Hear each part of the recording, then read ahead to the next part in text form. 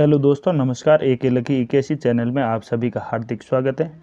Channel को subscribe जरूर कीजिए, लाइक शेयर जरूर कीजिए। विषय गणित, मॉडल पेपर कक्षा 8, क्वेश्चन 1। परिमेय संख्याएं सामर्थ्य हैं, तो इसमें ऑप्शन होगा से। योग, व्यकलन और गुणन के अंतर्गत, तो से ऑप्शन राइट। निम्नलिखित में से कौन एक चर वाला रैखिक समीकरण नहीं है? एक चर वाला जिसके अंदर चर दो होंगे वो एक चर वाला रैखिक नहीं, दो चर वाला होगा। तो इसमें ऑप्शन बे, इसके अंदर 3x + y = 7, यानी x और y दो चर है। क्वेश्चन 3, चतुर्भुज के सभी अंत्यकोणों के माप का योग होगा। तो चतुर्भुज के सभी अंत्यकोण 360 डिग्री से। चौथा क्वेश्चन, संख्या 400 के वर्ग संख्या में शून्यों की संख्या क्या होगी? तो 400 है, 402 तो डबल हो जाएगी, तो इसमें 4 ऑप्शन से।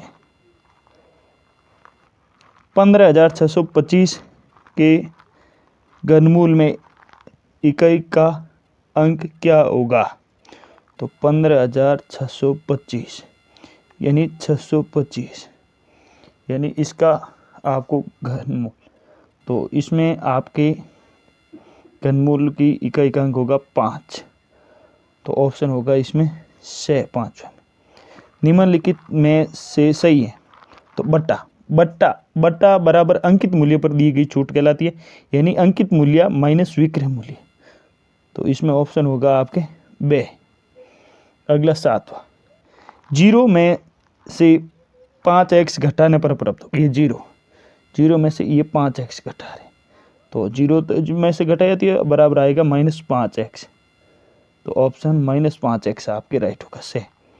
आगे 8वां, 12 की घात 0 है और किसी संख्या की घात 0 उसका मान 1 होता है, तो आपके ऑप्शन बे राइट 8।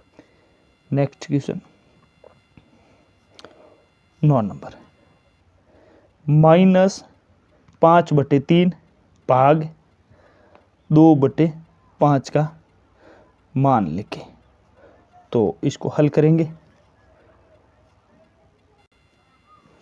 तो -5/3 और ये भाग है, भाग का चिन्ह गुणे में बदल दिया, तो गुणे में बदलेंगे तो संख्या उल्टी हो जाएगी।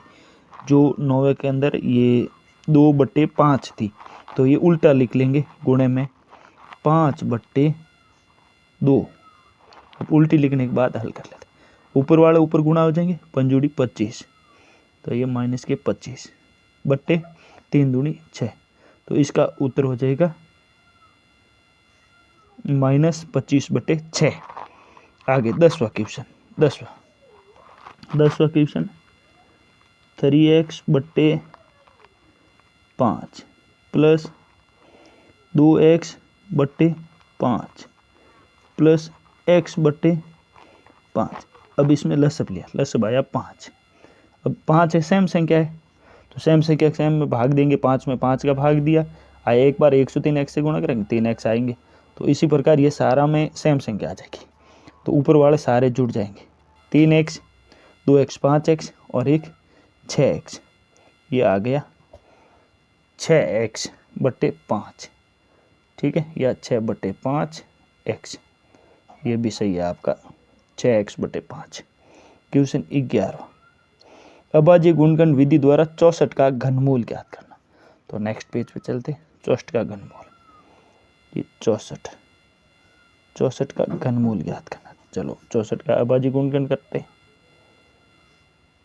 64 2 का भाग दिया गया 32 बार, 64 2 का भाग दिया 16 बार, फिर 2 का भाग दिया 8 दूनी 16, फिर 2 का दिया 4 बार, फिर 2 का दिया 2 बार, फिर 2 का दिया 1। अब घनमूल है तो 3 का जोड़ा बनेगा, ये 1 और ये 1, ये बन गया 3 का जोड़ा, 2 का जोड़ा बन गया 1 और ये 1 बन गया और जोड़ा, तो ये 2 जोड़े बन गए। अब दोनों को गुणा, 2 दूनी 4, तो 64 का घनमूल 4 होगा, 64 का घनमूल 4 होगा। नेक्स्ट क्वेश्चन ये आ गया 4। 12वां क्वेश्चन, सईद ने एक वस्तु 784 रुपये में खरीदी जिसमें 12% जीएसटी सम्मिलित था। जीएसटी जोड़ने से पहले वस्तु का मूल्य क्या था? तो वस्तु खरीदी 784 रुपये में और उस पर 12% जीएसटी शामिल था। तो 12% जीएसटी शामिल था तब उसका मूल्य 784 रुपये था। तो नेक्स्ट पेज पे चलते हैं।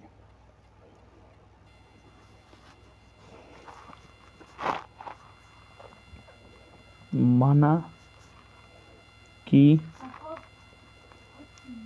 सईद की वस्तु का मूल्य x रुपये। अब x रुपये उसका मूल्य था, तो x रुपये और उस पर 12% जीएसटी लगाई, मतलब x गुणा 12 बट्टे 100 बराबर, तब उसका मूल्य हुआ था 784 रुपये। अब इसको हल कर लेते हैं। ये लसबली आया 100 और x, ये 100x प्लस 12x बट्टे 100 बराबर 784। अब इसको 100 को उस तरफ भेज देते, इसके गुणा में चला जाएगा, ये दोनों जोड़ने पर 112x बराबर 784 गुणा 100। तो x बराबर 784 गुणा 100 बट्टे 112x, 112x इधर रह गए बराबर के। अब इसको सॉल्व करने पर आएगा आपका x बराबर 700 रुपये। तो उसका सईद ने जो वस्तु ली उसका जीएसटी से पहले का मूल्य 700 रुपये। तो आप लिख सकते हो जीएसटी से पहले का मूल्य 700 रुपये।